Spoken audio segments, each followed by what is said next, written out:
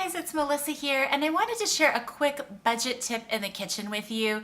As we roll into the new year, I'm always looking for ways to trim costs and waste as little as possible. And I wanted to talk about cooking with fat. I don't know how many of you are cooking with fat or if that's on the menu on whatever diet you keep in your home. I recently made some chicken stock and I skimmed, the soup and the fat off the soup, and I put this in the refrigerator. The fat separated off of my chicken stock. Down here is actually some usable broth that I could throw back in the pot.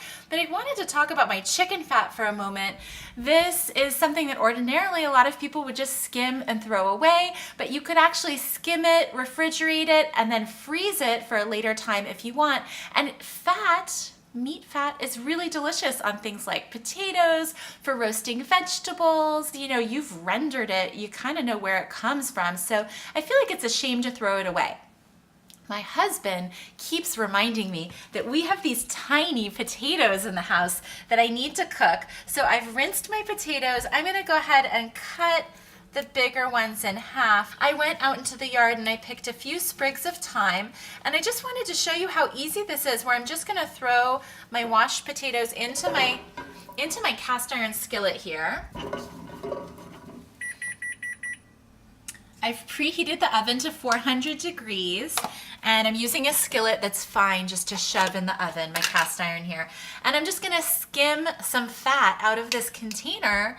I just did my soup a few days ago, so this is fine. You can see the gelatinous soup that's down below, that's homemade stock. And I'm just gonna throw some fat on these potatoes. This eliminates the need for me to use my cooking oil, which I also love. I use grapeseed oil or olive oil normally for my potatoes.